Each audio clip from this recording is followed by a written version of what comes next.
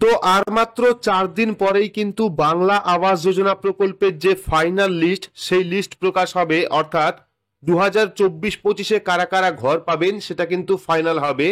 আর list final হওয়া মানেই কিন্তু অ্যাকাউন্টে টাকা ঢোকা। টোটাল 2টি কিস্তির মাধ্যমে কিন্তু আপনারা আবাস যোজনা প্রকল্পের টাকা পাবেন।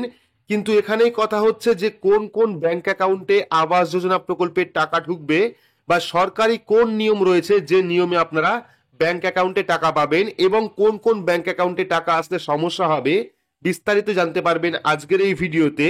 এবং কিভাবে আপনারা দেখবেন আপনার অ্যাকাউন্টে টাকা ঢুকবে কিনা সেটাও আপনারা ভিডিওর মাধ্যমে জানতে পারবেন। তো ভিডিওটি আপনার কাজে আসবে, অবশ্যই শুরু থেকে শেষ পর্যন্ত দেখার চেষ্টা করবেন।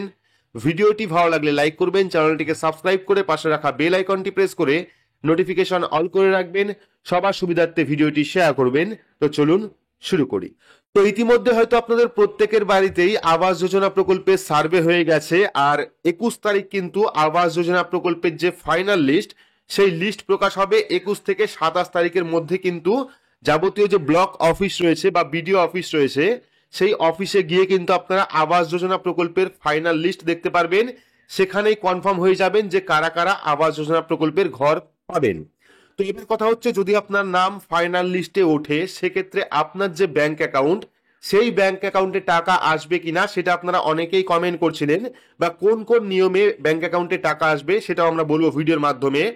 তো প্রথম কথা হলো, বর্তমানে কিন্তু যাবতীয় যে সরকারি প্রকল্প রয়েছে সেই সমস্ত প্রকল্প কিন্তু ডিবিটি লিংকের মাধ্যমে আসে।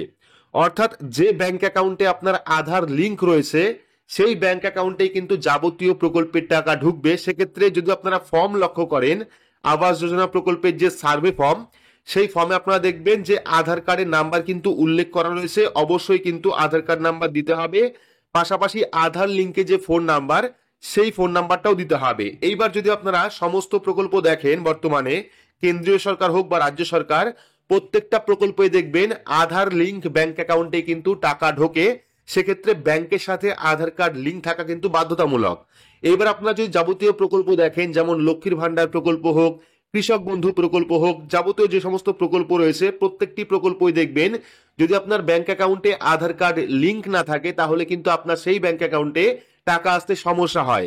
সেক্ষেত্রে আবাস যোজনা প্রকল্পের যে টাকা সেই টাকাও কিন্তু আপনার যে ব্যাংক অ্যাকাউন্টে আধার কার্ড লিঙ্ক রয়েছে সেই ব্যাংক অ্যাকাউন্টেই ঢুকবে।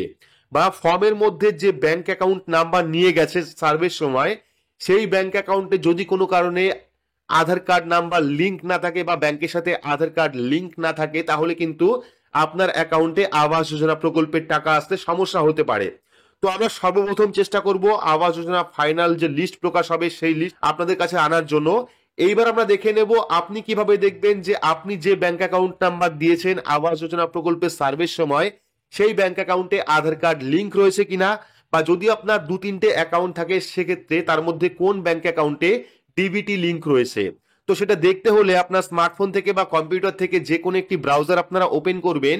ব্রাউজার ওপেন করে সেখানে গিয়ে সার্চ করবেন myaadhar.uidi.gov.in, তাহলে কিন্তু আধারের যে অফিসিয়াল ওয়েবসাইট সেই ওয়েবসাইটটা চলে আসবে। তো আধারের অফিসিয়াল ওয়েবসাইটে আসার পর পেয়ে যাবেন লগ ইনের অপশন।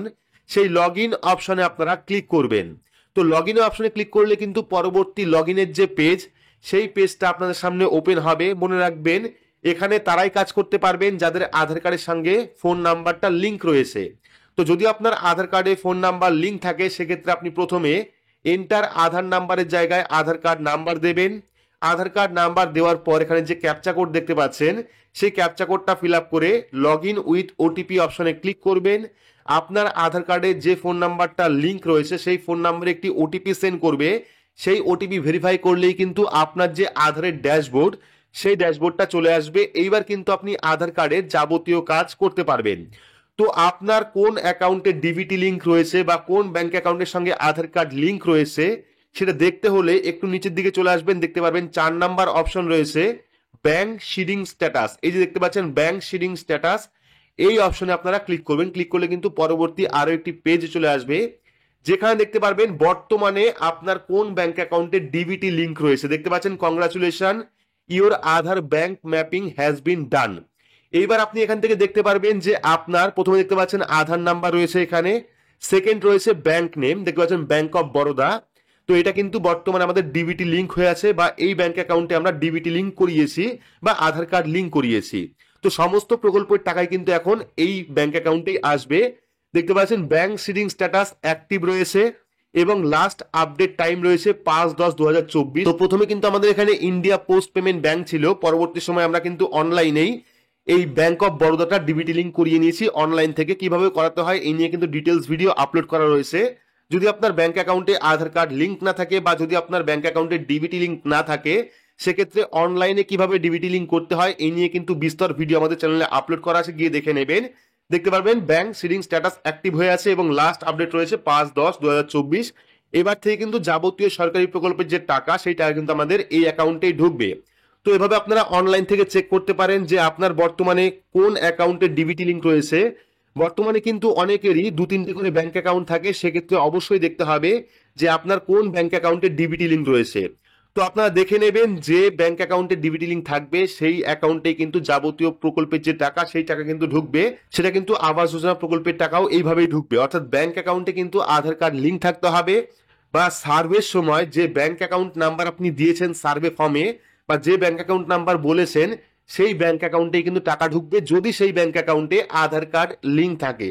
তো এই ছিল আবাস যোজনা প্রকল্পের একটি গুরুত্বপূর্ণ আপডেট। আশা করি বোঝাতে পেরেছি। আপনারা অনেকেই কমেন্ট করেছিলেন যে আমার 2-3টে করে অ্যাকাউন্ট আছে বা 2টো অ্যাকাউন্ট আছে, সেক্ষেত্রে কোন ব্যাংক অ্যাকাউন্ট নাম্বার দেব বা কোন ব্যাংক অ্যাকাউন্ট নাম্বারে টাকা ঢুকতে পারে। সেক্ষেত্রে বলে দিলাম যে ব্যাংক অ্যাকাউন্টে আধার কার্ড লিঙ্ক থাকবে সেই ব্যাংক অ্যাকাউন্টেই কিন্তু টাকা ঢুকবে। যদি আপনার একটা অ্যাকাউন্ট থাকে এবং সেই অ্যাকাউন্টে কেওয়াইসি কমপ্লিট না থাকে বা আধার কার্ড লিঙ্ক না থাকে, সেক্ষেত্রে অবশ্যই যত দ্রুত সম্ভব সেই অ্যাকাউন্টে কিন্তু আধার কার্ড লিঙ্ক করিয়ে নেবেন বা কেওয়াইসি করে নেবেন। বর্তমানে কিন্তু বিভিন্ন যে ব্যাংক অ্যাকাউন্ট রয়েছে অনেকের ক্ষেত্রে সমস্যা হয়েছে, তাদের কিন্তু ব্যাংক অ্যাকাউন্টটা ফ্রিজ করে দেওয়া হয়েছে, অর্থাৎ ডেবিট ফ্রিজ করা হয়েছে।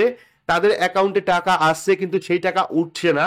সেক্ষেত্রে যাদের ক্ষেত্রে এই সমস্যা রয়েছে তারা কিন্তু অবশ্যই কেওয়াইসিটা জমা করবেন, এবং যদি আপনার ব্যাংক অ্যাকাউন্টে আধার কার্ড লিঙ্ক না থাকে সেক্ষেত্রে অবশ্যই আধার কার্ডটা লিঙ্ক করিয়ে নেবেন। তো ভিডিওটি আপনাদের কেমন লাগলো অবশ্যই কমেন্ট বক্সে কমেন্ট করে জানাবেন। ভিডিওটি ভালো লাগলে লাইক করবেন, চ্যানেলটিকে সাবস্ক্রাইব করে পাশে রাখা বেল আইকনটি প্রেস করে নোটিফিকেশন অল করে রাখবেন, সবার সুবিধার্থে ভিডিওটি শেয়ার করবেন। তো আজকের মতো এইটুকুই, ধন্যবাদ।